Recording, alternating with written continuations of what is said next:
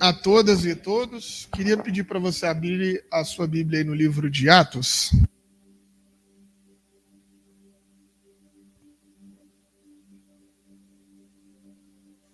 Atos, no capítulo 2, no versículo 45. Esse deveria, né, mas não é, mas esse deveria ser o texto mais utilizado na igreja para quando a gente vai falar de dinheiro. Mas para quando você estava habituado a ouvir de dinheiro, você ouvia qual texto? É engraçado isso, né? A gente não sabe quase nenhum texto de cabeça, mas o do dinheiro a gente sabe. É cabuloso isso, né? O texto aí de vocês falam assim, Atos 2, versículo 45. Mas o versículo 42, se quiser acompanhar a leitura comigo, fala assim, os irmãos estavam em comunhão e eles repartiam tudo o que tinham. Eu já pulei para o 45. Repartiam tudo o que tinham à medida da necessidade. A sua versão está diferente da minha, porque a minha é a versão Felipe Gibran, né? A sua versão deve estar escrito o quê? Alguém lê para mim, por favor? 45. Vendiam as suas propriedades e bens, distribuindo o produto entre todos. Então, essa é uma equação maravilhosa. E é uma equação que eu aprendi com o querido amigo lá, o Ariovaldo Ramos. Nós vivemos uma sociedade em que nós decidimos como a gente gasta do nosso dinheiro, não é a medida da necessidade, mas a medida do nosso desejo. Então a gente quer alguma coisa, então você vai lá e gasta o dinheiro.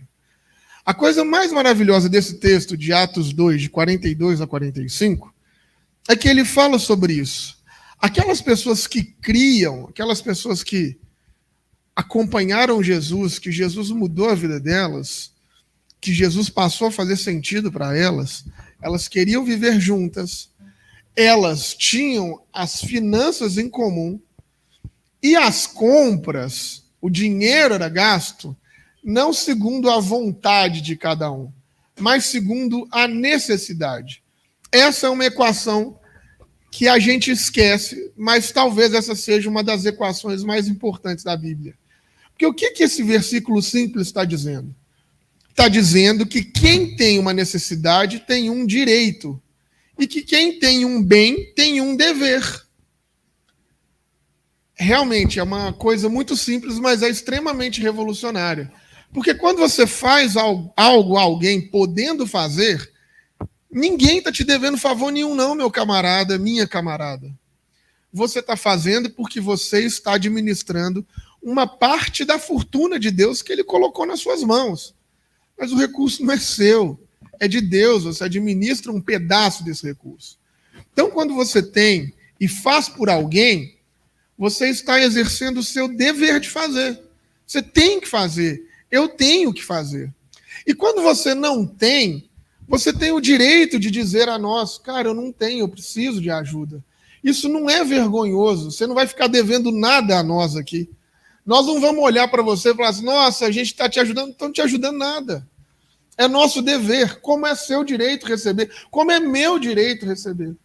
Então, numa comunidade onde Jesus Cristo se faz presente, essa mentalidade a nós, meus amigos, ela tem que ser natural. E nós precisamos de ter esse tipo de mentalidade para quando nós formos lidar com o nosso dinheiro.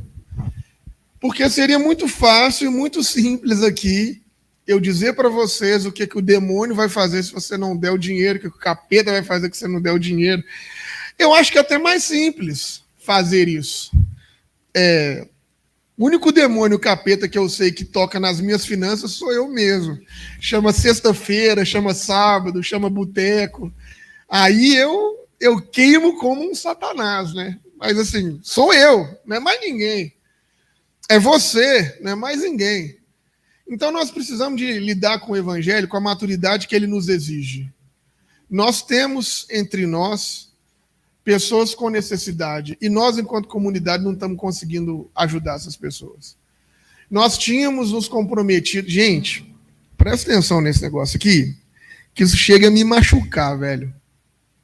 Um projeto social numa quebrada, lá na Vila da Andiroba, que atende mais ou menos entre 20 a 30 crianças no contraturno.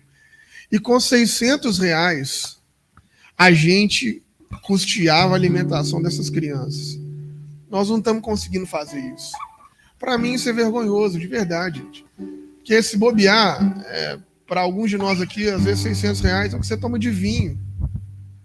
E nós não estamos conseguindo ajudar essas crianças. Não é filantropia que a gente está fazendo, nós não estamos sendo bonzinhos.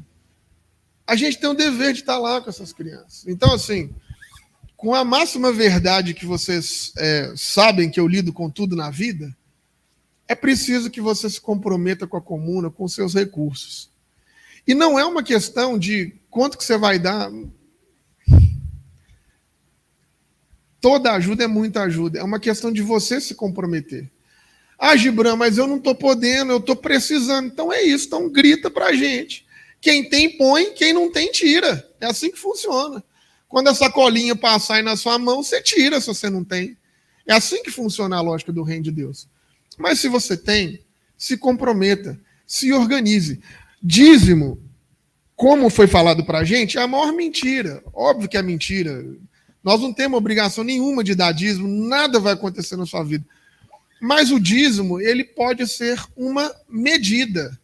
Você não sabe quanto que você vai dar, você pode, quem sabe, se organizar para dar 10%. Mas 10% é muito para você? Se organiza para dar 1%. Ah, não, é muito, dá 0,5%. Mas contribua, participa. Nós temos essas dificuldades de cuidar das pessoas entre nós.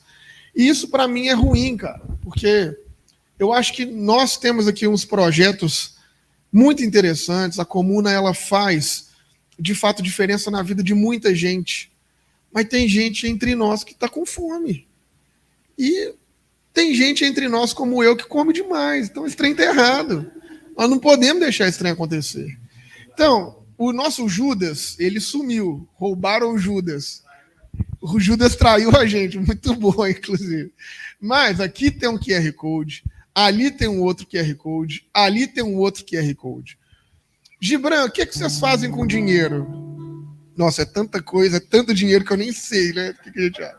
Mas nós temos, você que está no grupo do WhatsApp, nós temos uma mulher lá que ela chama Yara. Ela é a nossa tesoureira. Se algum momento você quiser saber o que nós estamos fazendo com o dinheiro, chama ela. Ela vai te mostrar a prestação de contas. Por que a gente não faz essa prestação de contas aqui, público? Porque nem todo mundo é membro.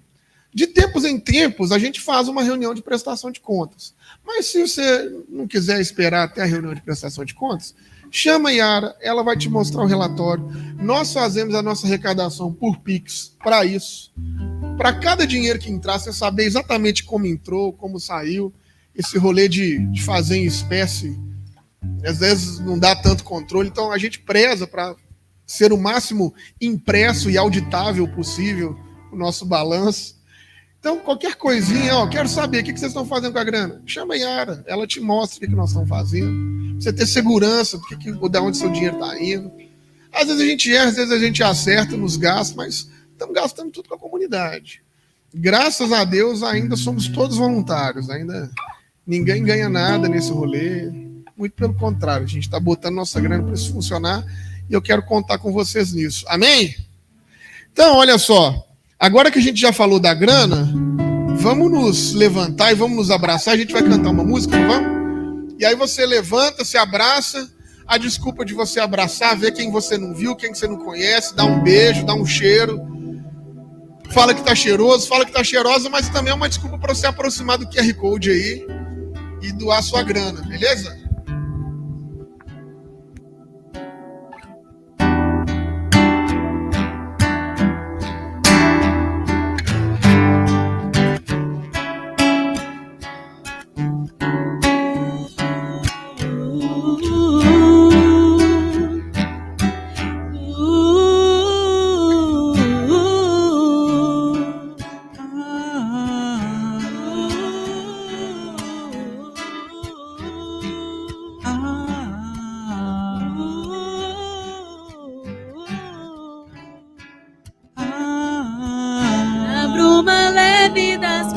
paixões que vem de dentro.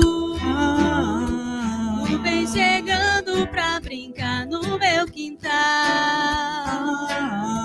No teu cavalo, peito no cabelo ao vento. E o sol quebrando nossas roupas no varal. E das paixões que vem de dentro.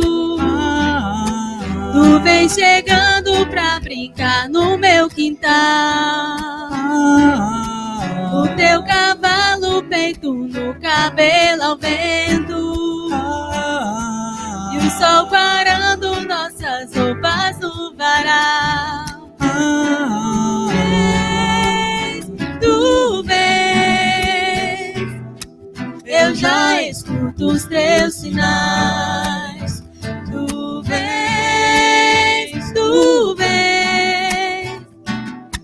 eu já escuto os teus sinais.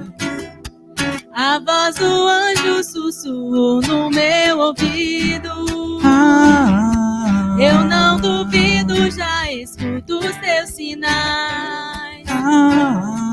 Que tu virias numa manhã de domingo. Eu te anuncio nos sinais das catedrais. Tu vês,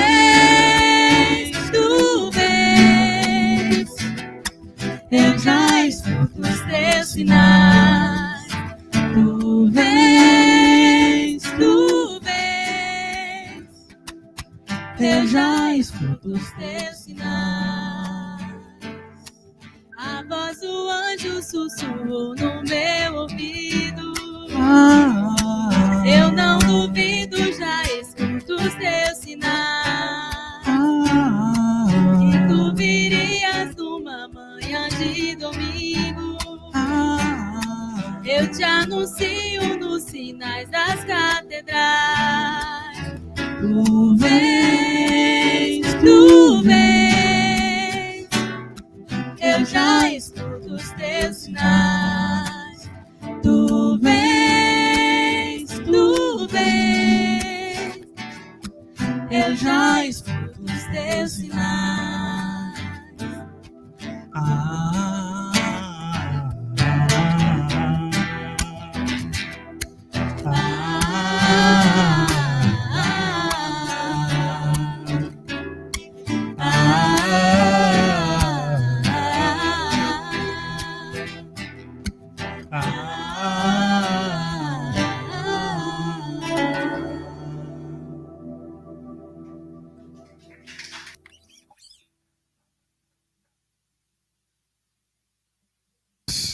Abra sua Bíblia aí no livro de Mateus. Nós vamos ler no capítulo 11, a partir do versículo 25. Inclusive, vou te falar o seguinte. Toda semana, no canal do YouTube do Reino em Pessoa, eu estou fazendo o Evangelho comentado. Então, toda semana lá eu pego um texto e estou lendo e estou fazendo os comentários. Então, caso durante a semana você queira ler a Bíblia e ter um comentário que não seja assim fundamentalista, você pode entrar lá no canal do YouTube do Reino em Pessoa e acompanhar. Estou indo de capítulo a capítulo do Evangelho. Estou começando pelo livro de Mateus. Mas vamos ler hoje Mateus 11, a partir do versículo 25. Na minha versão diz assim: naquele tempo, Jesus pôs-se a dizer: eu te louvo, ó Pai, Senhor do céu, da terra, porque escondeste essas coisas aos sábios e aos entendidos e revelaste aos pequeninos. Sim, Pai, porque assim foi do seu agrado. Tudo me foi entregue por meu Pai, e ninguém conhece o Filho senão o Pai, ninguém conhece o Pai senão o Filho, e aquele a quem o Filho quiser revelar. Vinde a mim, todos vós que estáis cansados e fadigados, sob o peso do vosso fardo, e eu vos darei descanso. Tomai sobre vós o meu jugo e aprendei de mim, porque eu sou manso e humilde de coração. E vós encontrareis descanso, pois o meu jugo é suave e o meu fardo é leve. Amém? Senhor Deus, essa é a sua palavra. Eu peço ao Senhor que, por misericórdia e graça a cada um de nós, o Senhor fale conosco nessa manhã. Em nome de Jesus, amém. Olha só que coisa interessante. Jesus está fazendo esse discurso e ele seria, nesse momento agora, um caso de fracasso do Caio Marçal, né? Porque nesse momento que Jesus está fazendo esse discurso, que ele está pregando, a vida dele está muito ruim. Não é do Pablo Marçal, não? Eu falei Pablo Marçal? Desculpa, Caio Marçal, meu amigo, desculpa, Caio. Desculpa. Tomara que ele nem veja. Queria falar Pablo Marçal, obrigado. Que bom que vocês pegaram o código aí, né? Então, a vida de Jesus estava muito ruim. Ele estava começando a pregar. João Batista estava preso. Muita gente fica especulando, mas o povo às vezes não estuda o básico, né? João Batista foi preso, não era por conta de Jesus, de mensagem, nada disso. João Batista foi preso porque ele falou o seguinte: Herodes, você está casado com uma mulher que você não pode casar. Essa mulher é a mulher do seu irmão. Então, tipo assim, você está casado com sua cunhada, camarada. Herodes ficou meio puto, acho que ele gostava muito de família, e aí ele resolveu mandar prender João Batista. João Batista estava preso na cadeia. E aí Jesus começa, então, a fazer as pregações dele. A vida de Jesus estava muito difícil, porque ele pregava e ninguém dava moral nenhuma. Ninguém estava nem aí para o que Jesus estava falando, real. Então, e além disso, lá da cadeia, se você ler o versículo, capítulo 11, um pouquinho antes, olha como João Batista era cabuloso. Da cadeia, João Batista preso numa cadeia de segurança máxima, João Batista manda os discípulos dele questionar Jesus. E os discípulos dele perguntam para Jesus assim: você é aquele que eu estou falando, eu, João Batista, estou falando que vai vir? Você é o Messias que eu estou falando que vai vir? Ou nós devemos esperar outro? Na verdade, tipo assim, João Batista está falando para Jesus assim: ô camarada, você está meio doidão, velho. As coisas que você está fazendo não é o que nós estamos esperando do Messias. Por quê? Porque as pessoas esperavam um Messias vingativo, vingador, que fosse separar puros de impuros, ímpios de crentes, sei lá. E Jesus não faz isso. A ponto de o João Batista questionar se Jesus era Jesus. Então, veja só que loucura. O primo, o parente de Jesus, que veio para abrir o caminho para ele, que estava falando com todo mundo, vai vir o cara aí que é cabuloso. Esse cara começou a questionar Jesus. Então, Jesus estava sendo questionado por todo mundo, inclusive pelo próprio João Batista. Por quê? Porque Jesus, o tempo todo, ele contraria as profecias sobre ele, contraria João Batista, contraria Isaías. Eu já falei isso aqui para vocês algumas vezes, mas João Batista falava assim: eu batizo com água, vai vir aquele que batiza com o Espírito e com fogo. Quando Jesus veio, ele não falou isso, não. Jesus veio e falou assim: eu batizo com o Espírito. Jesus falou nada do fogo. As profecias que Isaías fazia sobre Jesus era sobre que ele viria e ia separar justos de injustos, puros de impuros. Jesus veio e disse: não, eu vim para salvar. E ponto final. Então veja, existia uma expectativa de quem Jesus era, e eles não estavam conseguindo ver em Jesus vivo, encarnado, o cumprimento dessas expectativas. Até aí, estamos juntos? Estamos bem? Junto aí? Então, principalmente em 3 cidades que Jesus começou a pregar, que são cidades famosas, que você conhece, que é Cafarnaum, Betsaida e Corazim, Jesus estava pregando enquanto João Batista estava preso e ninguém olhando para ele, ninguém vendo ele. Então Jesus estava muito triste. Estava numa fase terrível. Agora, por que é que essas 3 cidades não ouviam Jesus? Por que é que esse povo não estava abraçando a mensagem de Jesus? Porque eram cidades... Por que eles estavam tão resistentes? Porque eram cidades dominadas pela sinagoga, pelo ensino religioso. pelo aquele fundamentalismo religioso. Então, Jesus não estava conseguindo avançar no seu ministério. Aí veja, gente, eu sei que você a vida inteira aprendeu um monte de coisa sobre a Bíblia. E eu quero que, quando você estiver me ouvindo, não é que você joga as coisas que você aprendeu fora. Por favor, não faça isso. Só coloca ela um pouquinho de lado assim, para você me escutar. E aí, se fizer sentido o que eu te falar, você abraça o que eu estou te falando. Se não fizer, você pega de volta as suas coisas. Pode ser?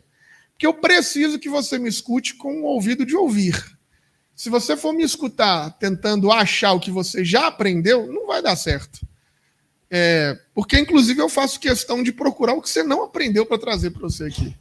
Então, olha só, Jesus vai, depois de falar isso, de ouvir João Batista, de ser questionado por João Batista, dessas cidades não estarem ouvindo o que ele está falando, ele usa um artifício aqui, ele é malandro. Quando ele vai fazer a oração dele, é a primeira vez no livro de Mateus que ele chama Deus de Pai. Ele diz, eu te louvo, Pai. Cara, assim, um livro escrito para judeus, chamando Deus de Pai, seria uma grande heresia. E é a primeira vez que ele faz isso. Por que ele faz isso? Moisés, pode deixar, mano. Fique em paz aí, a gente fica com... Não, a gente fica com esse ovo fritando aí. Tá tudo certo. No final... voltou. Então, ele fala isso, chamando Deus de Pai. Ele ora, eu te louvo, ó Pai, Senhor do céu e da terra. E aí, por que ele está falando isso? Essa aqui é a primeira chave que eu gostaria que você entendesse. A religião, a religiosidade, o conservadorismo, o fundamentalismo, o moralismo, pode até levar você a conhecer Deus, como Cafarnaum, Betsaida, Corazim, João Batista conheciam. Mas não vão ser capazes de fazer você conhecer o Pai. Deus, a religião, você pode conseguir aprender a partir das lógicas, dos dogmas humanos, do que a religião sistematizou para você, do que disseram que é. Mas ter uma relação com o Pai não passa pelo sistema religioso. Então Jesus estava dizendo, vocês escutam a religião e conhecem a Deus. Beleza, até João Batista conhece. Mas, Deus está encarnado aqui e você não é capaz de ver. Porque o Pai você não conhece pela religião. O Pai você conhece pela humanidade. Eu encarnei, sou humano. O máximo divino agora é ser humano, não é ser Deus. A religião está fazendo vocês lutarem para serem espirituais, santos, anjos celestes, para vocês caminharem até Deus. Se você quiser conhecer o Pai, você vai ter que deixar de querer ir para o Deus e viver humano. Com Jesus, o máximo da divindade é ser gente, ser humano. O que quer dizer que Jesus está falando é que, para você conhecer o Pai, vai ser em razão do amor, do afeto, não do dogma, não da religião, não do que você foi aprendeu. E vou falar um exemplo assim. A grande maioria da galera que chega aqui na comuna, os que estão em casa, os que vêm, sempre quando chegam me perguntam, mas o que a gente acredita? Mas isso e aquilo, e ressurreição, e Jesus vai voltar, Jesus não vai voltar, mas o Apocalipse, e a Ivete Sangalo, ela está com pneumonia porque ela zombou do Apocalipse. Cara, é um monte de pergunta que vocês me fazem sobre os dogmas que vocês aprenderam a vida inteira. E às vezes vocês não conseguem observar. Eu prometi, apesar de eu já ter falado um palavrão, mas eu prometi que eu não falaria. Então, passou. Vocês não conseguem observar é que problema das sistematizações religiosas. Aqui, você está vivendo o amor, o afeto. Aqui as pessoas se amam, as pessoas se gostam, indiferente de quem você é, você tem espaço, você é acolhido, você é ouvido. Você já chorou com a gente aqui, a gente já chorou com você, você já foi na nossa casa, nós já fomos com... A gente está vivendo uma vivência comunitária, mas se eu não disser exatamente o que você acredita, sei lá, vou falar o básico. Jesus morreu pelos nossos pecados, ressuscitou e vai voltar. Se eu não disser exatamente assim, você fala, não vou ficar aqui na comuna não, eu vou embora, eu vou para outro lugar. Você continua procurando Deus. E nós estamos querendo te apresentar o pai, a mãe, os irmãos. Sabe, é uma coisa que eu fico assim, Cafarnaum, Corazim, Betsaida. Tudo bem. Você quer isso? A gente fez isso. Eu escrevi para vocês. Daqui a pouco o nosso site vai estar pronto. As nossas definições estarão todas lá. Lê lá. E se você achar que nesse documento você vai encontrar o pai, você me avisa. Eu imprimo para você, eu te entrego. Me fala assim, te entrego as 95 teses da comuna. Aliás, eu falo para você, me diz o que você quer. Eu escrevo o que você quer que eu acredite. Isso não muda nada na minha vida. Porque a minha vida não está mais pautada na religiosidade. Ela não está mais pautada no que eu posso, o que eu não posso fazer. Será que eu posso ou não posso? Isso é pecado, não é? A minha vida está pautada em conhecer o Pai. O Pai é humano, ele é amor, ele é afeto. A minha vida está pautada em... O cara ligou, meu telefone tocou, ele está dizendo, olha, eu estou precisando de você aqui, Gibran. Eu estou lá. Não importa. Mudou o princípio ativo. Mudou a maneira... Ah, mas eu odeio esse cara. Gente, isso acontece comigo com uma frequência. Eu acho que eu posso contar sem citar nomes. Tem um camarada pseudo-amigo que ele estava falando um monte de bobagem, assim, com um monte de gente sobre mim e tal. E eu gosto de quando a galera fala as coisas sobre a minha vida, porque por mais criativo que eles sejam, eles não conseguem chegar no que eu faço de verdade. Então, eles falam muita coisa, mas não chegam. E aí, essa semana, antes do carnaval, ele teve um problema, me ligou, estava todo sem graça. Ah, Gibran, que eu estou precisando e tal. E aí, assim, seria maravilhoso cantar que a minha vitória tem sabor de mel em cima dele, né? Mas, mano, eu nem lembrei do que ele estava fazendo. Fui lá, ajudei, passei o dia inteiro num serviço de tipo de pedreiro lá que ele estava precisando. Porque eu não estou mais preocupado em conhecer Deus. Desculpa se vocês esperam um pastor que conheça a Deus. Estou preocupado em conhecer o meu pai, os meus irmãos. Sabe, eu estou em outra lógica. Acho que Jesus estava dizendo isso. Então, apesar do fracasso da mensagem de Jesus, aí Jesus fala assim, Pai, eu te louvo porque você escondeu essas coisas dos sábios e dos entendidos e revelou aos pequeninos. Várias vezes você está ouvindo isso em qualquer lugar, você fica pensando assim, não, porque as coisas do mundo espiritual, a ciência não sabe, passa, não sei o que esse cara arruma, você fica viajando. Jesus está falando o seguinte, enquanto você estiver procurando Deus e as coisas da religião, os sábios, os entendidos, são os donos da lei, os caras que dominam a religião, os caras que decidem sobre a sua vida, os caras que falam com quem que você pode casar, com quem que você não pode. Né? Assim, parece estupidez, nós estamos em 2024, mas ainda existe isso. Tem lugar que o cara tem que autorizar você a namorar. Quer dizer, já tá difícil pra cacete namorar, alguém ainda tem que autorizar, bicho. Enfim, né? É isso que Jesus está falando. Essa noção de que a vida de Deus não está na lei, não está na religiosidade, os doutores da lei não conseguem ver. Por isso Deus escondeu dos sábios os entendidos. Enquanto você está procurando Deus a partir dessa lógica da religião, lá ele não está, revelou aos pequeninos.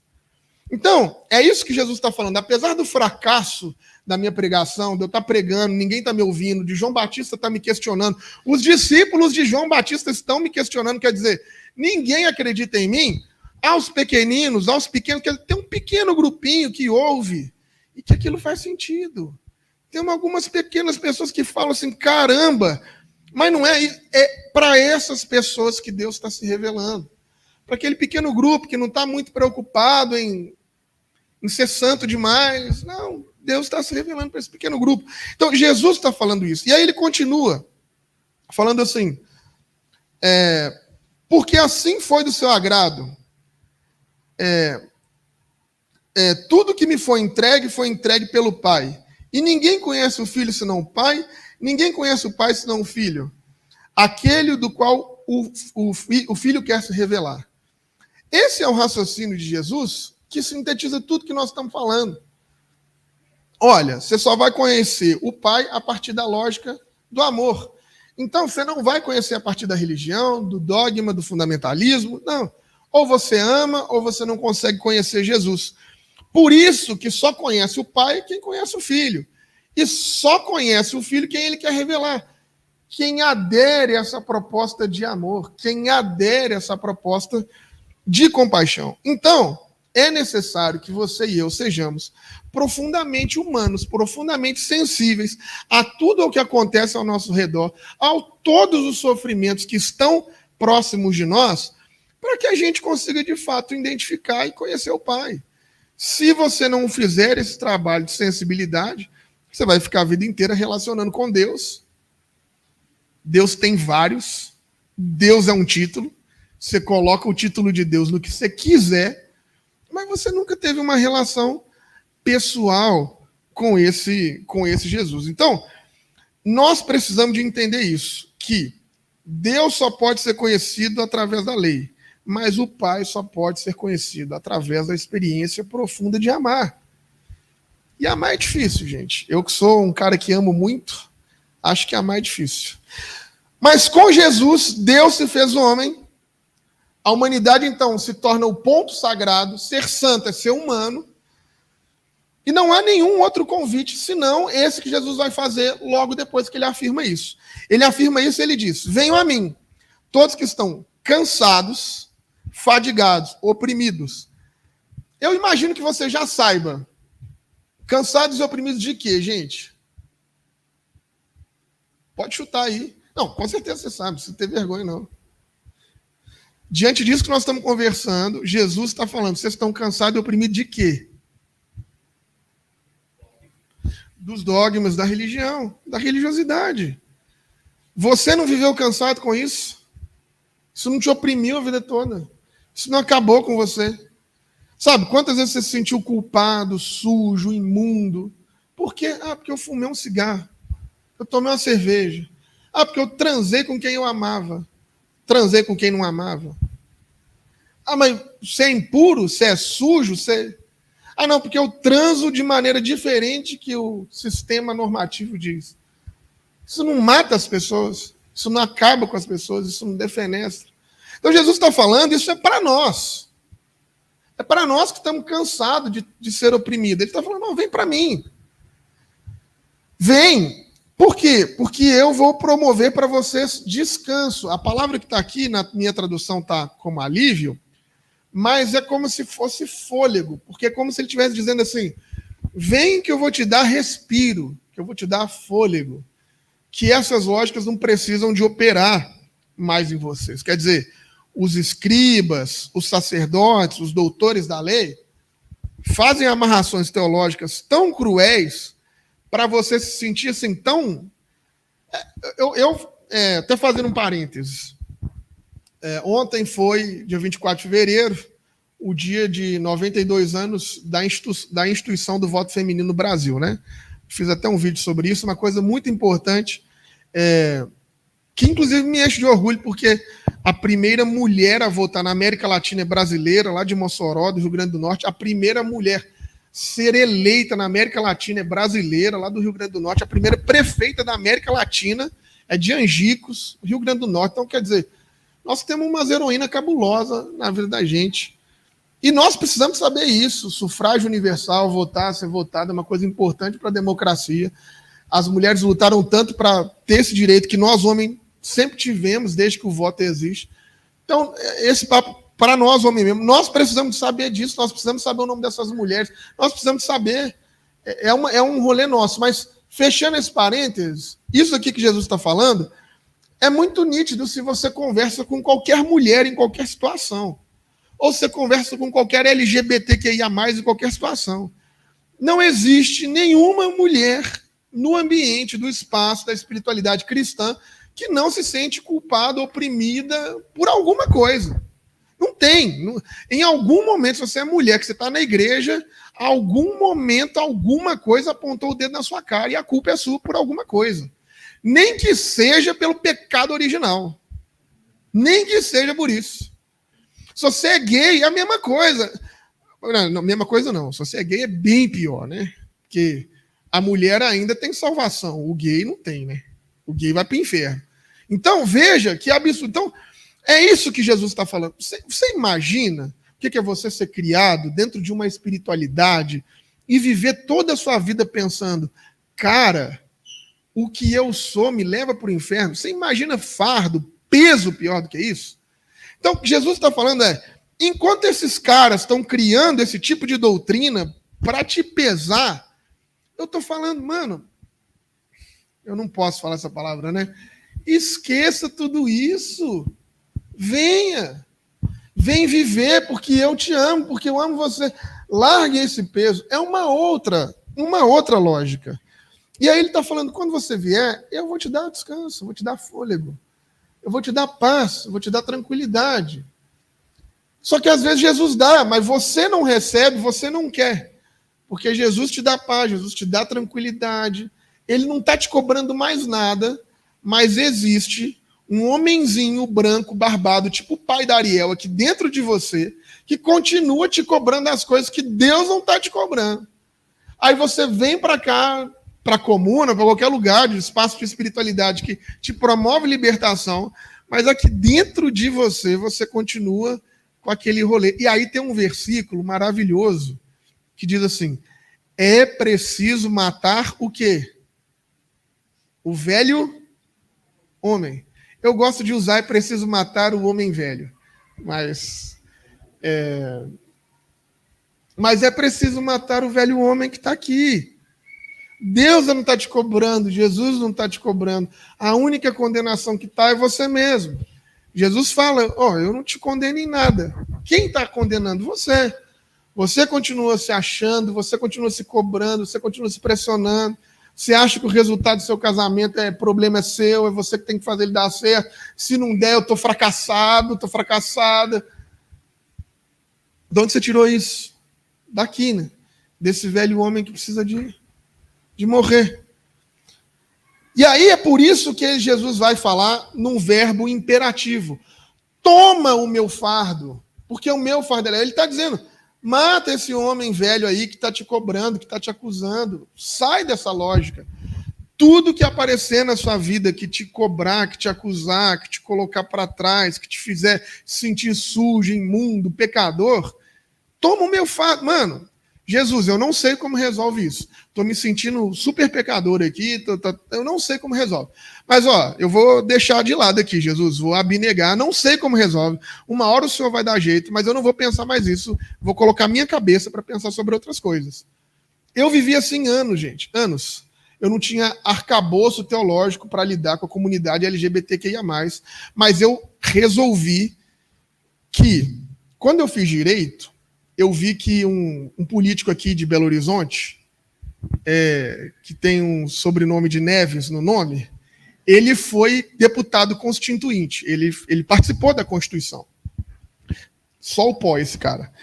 E aí, quando ele estava fazendo a Constituição brasileira dizia que não tinha diferença entre seres humanos. A Constituição brasileira. Então, eu não tinha arcabouço teológico para enfrentar, eu era muito novo, para enfrentar a questão da homossexualidade, da homoafetividade. Imagina isso há 15 anos, 20 anos. Era muito difícil discutir homoafetividade na igreja ainda, você tinha poucas igrejas que falavam sobre isso, eu não tinha arcabouço teológico, mas eu tinha arcabouço lógico. Eu falava assim, eu me recuso a acreditar em um Deus que é pior do que o Aécio Neves.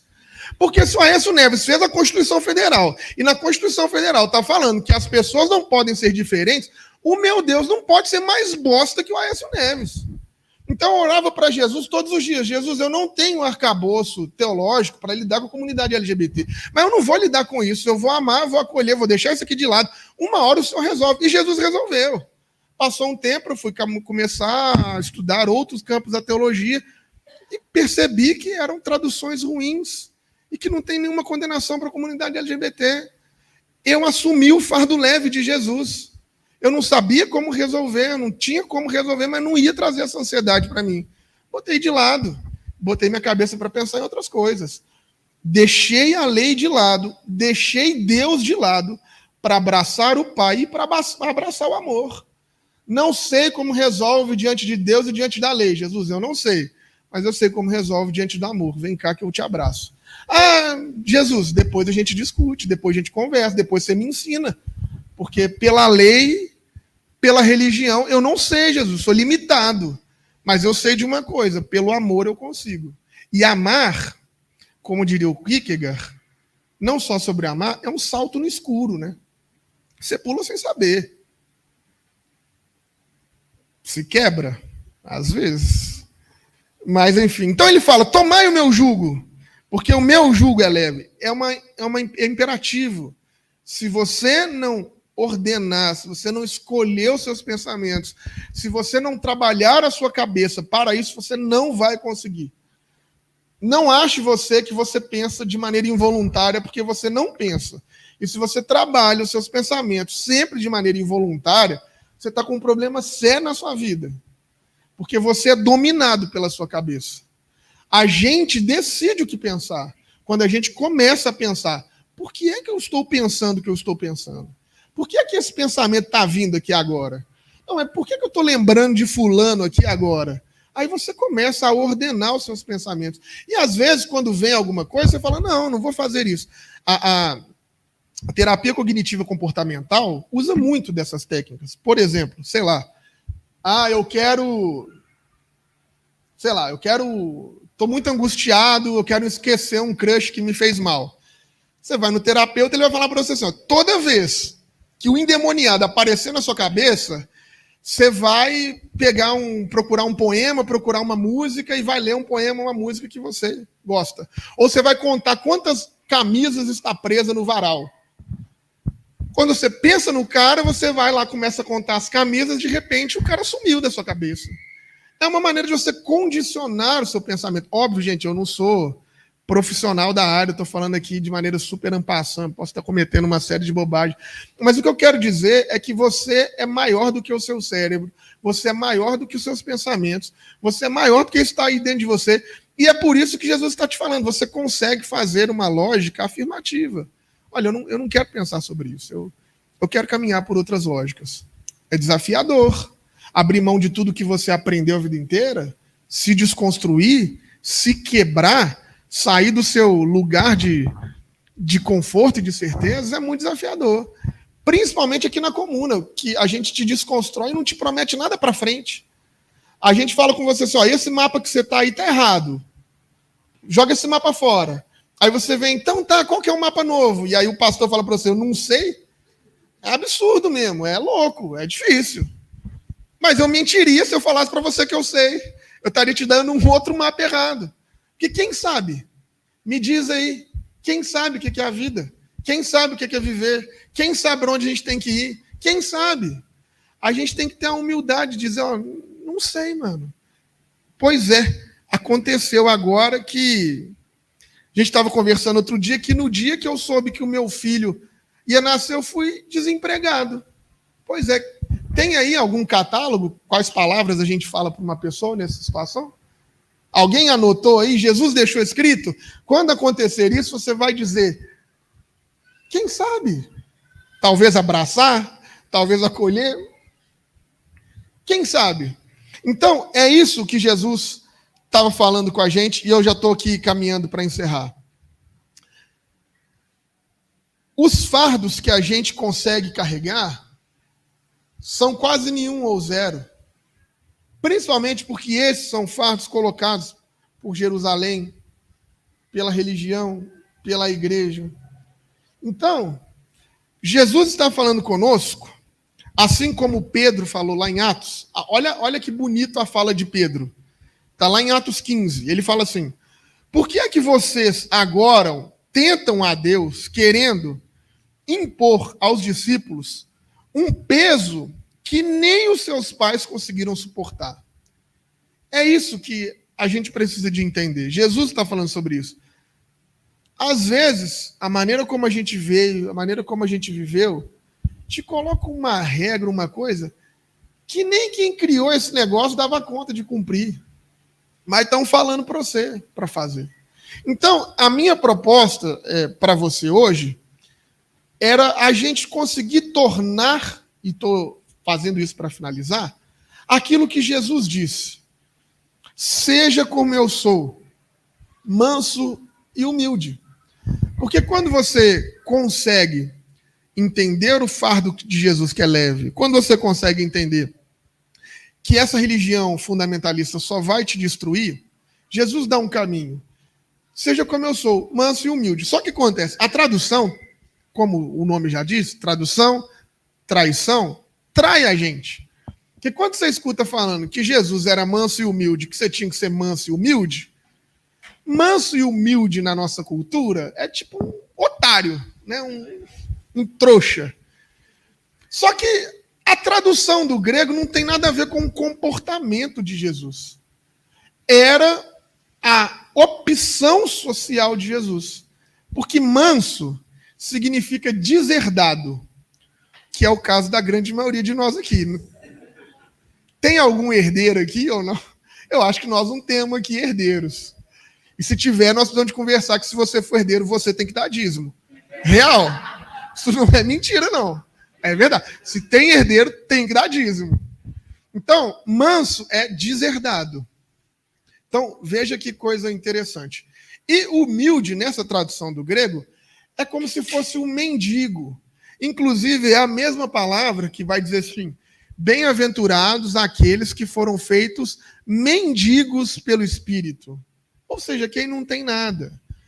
Quem não tem o que opção, tem que estar ali à mercê do Espírito. Então, o que Jesus está falando com a gente é que, uma vez que você entendeu isso, uma vez que você assumiu o fardo que é leve, ser manso e ser humilde não é quem você é enquanto personalidade. São as escolhas que você faz enquanto sociedade. Então, veja, que loucura que nós estamos falando. A religião, a religiosidade, o fundamentalismo, o moralismo, vai pesar você em N pontos. Inclusive num ponto desse, que não vai deixar você ter paz para ser manso, para ser humilde. Porque você está, como eu, como todos nós dessa lógica, preocupados em fazer mais, construir mais, tem que... E Jesus está dizendo, quando você alcançar isso, quando você conhecer o Pai, você vai conseguir viver numa lógica de não preocupar muito com essas posses, de não preocupar muito em ter, em viver de maneira social, como nós lemos no Ato 2:45. No Atos 2:45. Então, essa é uma proposta de Jesus diante dos religiosos. Nos libertar do peso moral, nos libertar da obrigação social, nos libertar dessa obrigação de construção de impérios. A lógica de Jesus não é imperial, nem mesmo do seu próprio império, nem mesmo da sua própria acumulação. É preciso que a gente escolha viver de maneira mansa, de maneira humilde. Agora, é muito comum, quando eu falo isso, as pessoas acharem que nós não devemos ser previdentes. E quando eu estou falando isso, às vezes as pessoas falam, não, então eu vou pegar tudo, tenho que pegar tudo que eu tenho, tenho que doar tudo para os pobres. E não é sobre isso. Inclusive, se você conseguir, você pode juntar todo o dinheiro, você que nasceu nessa classe aqui como nós, pode juntar todo o dinheiro que você conseguir na vida, não gasta nem um centavo, põe tudo em aplicação. Deixa eu te falar, você vai continuar pobre. No dia que você parar de colocar a aplicação lá, o dinheiro vai começar a acabar. Você não vai dar conta de viver sem trabalhar. Então não é sobre você não ser previdente. Quando eu estou falando isso, eu não estou falando para você abrir mão da sua poupancinha lá da Caixa Econômica, que você põe umas migalhinhas para você viajar no fim do ano. Não é sobre isso. Faça suas aplicações, quer usar o mercado financeiro, usa. Tenha seus recursos, não é sobre isso. É entender que na mesa de Jesus, ele coloca a mesa para banquete até para os inimigos. E você que diz que é filho dele ou irmão dele, não é capaz de colocar a mesa nem para os seus irmãos? Então é sobre só mudar essa lógica, de entender que na sua mesa você não pode comer sozinho. Que no seu bolso não pode entrar só a sua mão. Ó, Gibran, então tem que dar tudo? Não, se dá tudo não. Se der tudo também, na semana que vem nós temos que cuidar de você. Mas quando você botar a mão no bolso, separa um pedaço aí para outras pessoas. Não pensa só em você, não. Seja manso, seja humilde, do ponto de vista das escolhas sociais. Lembra de quem não está comendo, lembra de quem não está dormindo, lembra de quem não tem teto. Na hora que você vota, na hora que você faz as suas escolhas, na hora que você põe a sua grana. Então isso, gente, é um modo de viver com Jesus. Não tem como ter outra espiritualidade na caminhada com Jesus. Não tem como você viver com Jesus e pensar em lógicas de acúmulo, não tem jeito. Esse é o convite de Deus para nós. Ser manso e humilde é pensar nas estruturas que promovem as pessoas que estão desabrigadas, mendigas, né, feitas mendigas, as estruturas que promovem os que são herdeiros. Né? É isso que Jesus está falando para nós. E era essa a mensagem que eu queria que a gente pensasse sobre hoje. Quando você estiver na comuna, quando você vier na comuna, entenda bem quem é que você quer encontrar aqui. Se quiser encontrar Deus ou você quer encontrar o Pai? Você quer encontrar um conjunto de amarrações religiosas, teológicas para você? Ou você quer encontrar uma nova maneira de viver a partir do amor e do afeto? Mesmo que a gente nem saiba como que explica esse negócio. Porque assim, com todo carinho, com todo respeito para você, se quiser encontrar Deus, eu acho que tem um monte de igreja evangélica por aí que vai te mostrar Deus muito melhor que a gente. Mas eu não sei se amar vai amar como a gente está tentando amar. E não é porque a gente é bom, não. Não é bom nada. É que nós estamos tentando sinalizar o reino de Deus, com todas as dificuldades, com todas as nossas contradições. Então, quando você vier à comuna, pensa sobre isso. Será que realmente é tão importante assim o que nós acreditamos, o que nós estamos confessando? Ou será que é mais importante como é que você está vivendo? Me importa muito mais quando você diz assim, nossa, eu estou com dificuldade de me entrosar. Poxa vida, eu estou entrando aqui, ninguém está me dando um abraço. Isso me importa muito mais que se você vier me perguntar, mas o Apocalipse, quem vai ser arrebatado, quem não vai? Estou preocupado, você entrou aqui, você foi bem recebido, as pessoas pegaram seu telefone, ligaram para você durante a semana, perguntaram se você está precisando de alguma coisa, te acompanharam numa procedimento, alguma coisa. Isso aconteceu? Então, isso para mim... Ah, mas o Apocalipse, não sei, mano. Vamos chamar a Baby, ela fala pra gente. Eu não estou preocupado, sabe? Eu estou preocupado em amar, em viver, ser humano. Em dividir a divindade da humanidade. Amém? Coloque-se de pé aí. Nós vamos cantar mais uma canção. Tá aí no WhatsApp da comuna.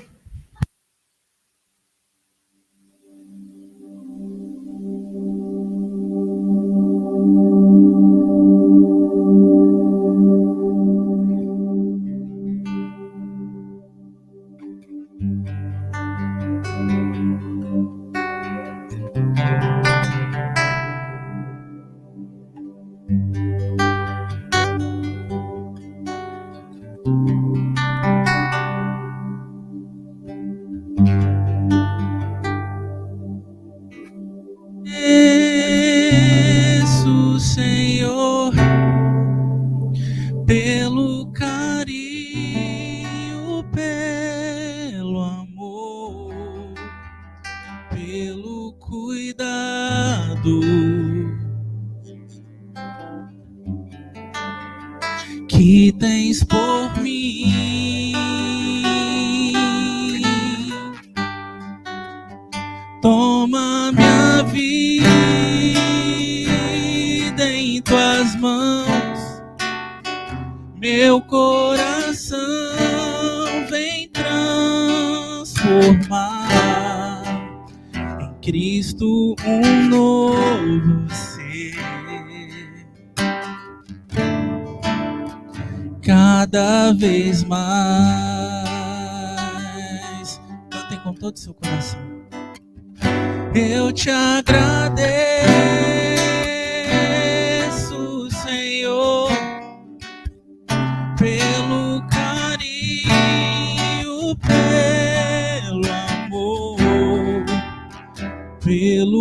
cuidado que tens por mim.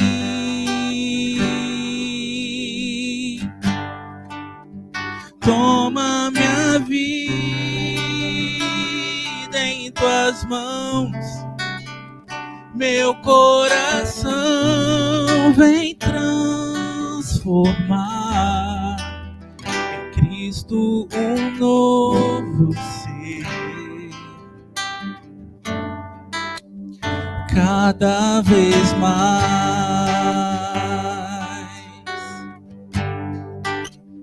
quanta esperança,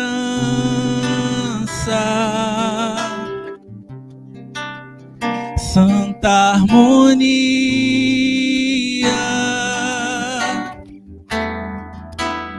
Ouço uma voz me chamar, voz de perdão,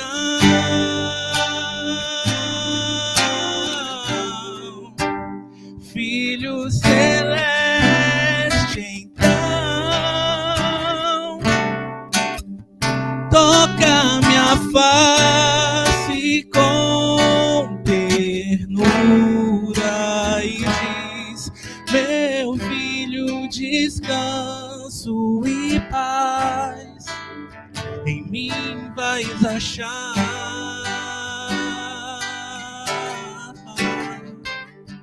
Cristo, te amo, tu és minha luz.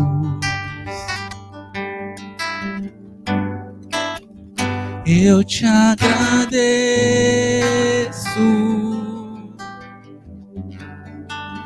querido Jesus.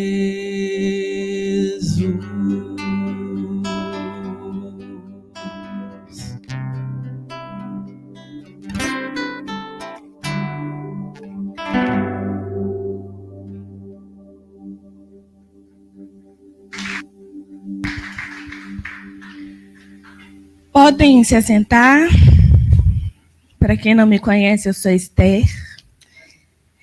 Eu vou passar uns recadinhos aqui. Hoje a gente tem alguns recadinhos. Eu peço que prestem bastante atenção.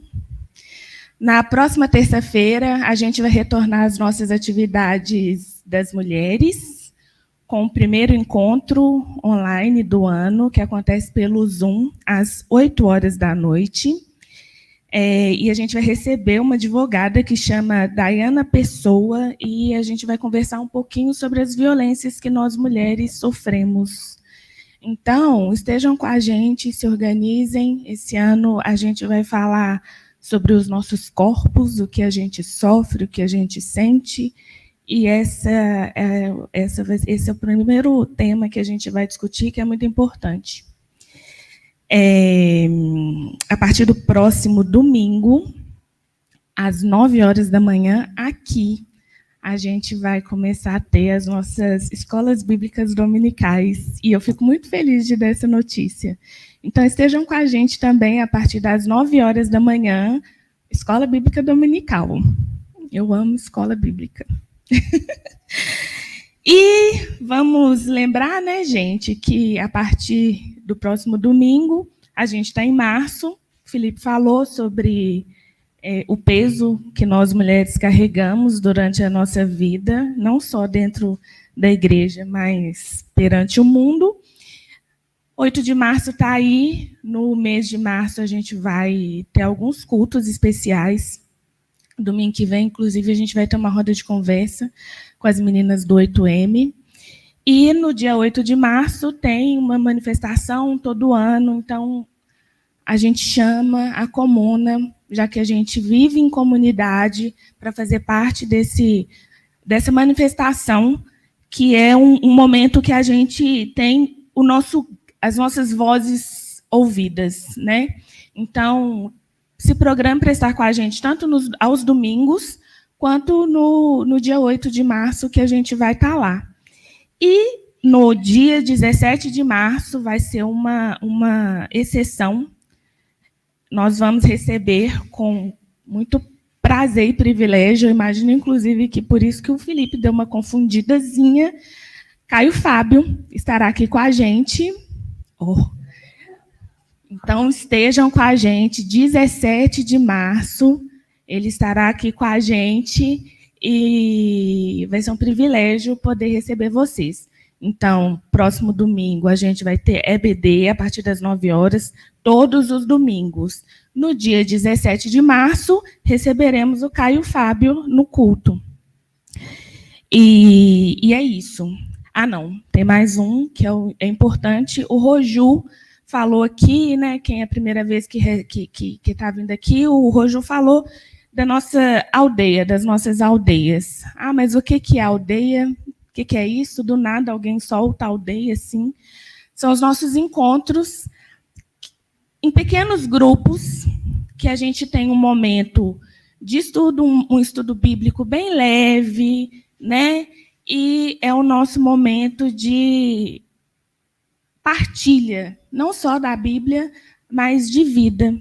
É um momento de acolhimento, é a hora que a gente ri, é a hora que a gente chora junto, é a hora que a gente tem de dividir as nossas histórias, as nossas vidas, as nossas alegrias, as nossas dores. O Hugo, que está ali atrás, ele é o cacique.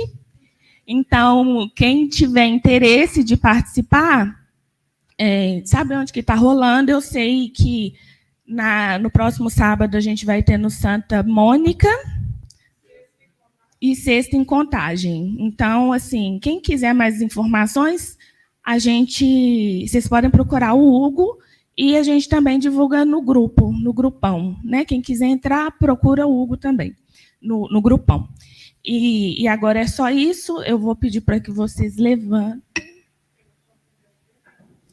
Primeira vez, procura a Janelle no final do culto. Abracem-se, conversem, estejamos juntos. A gente é uma comunidade, é comuna de comunidade.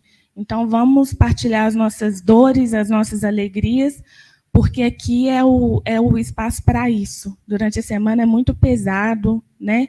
E, às vezes, a gente está se sentindo sozinho, a gente precisa de alguma coisa, esteja com a gente, pode procurar o Felipe, eu, Lohane, ou quem está do seu lado.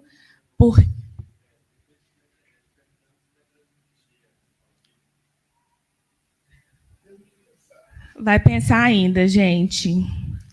Vai ser divulgado também, né? A gente divulga durante a semana para saber se vai ser divulgado ou não. Encerrando agora,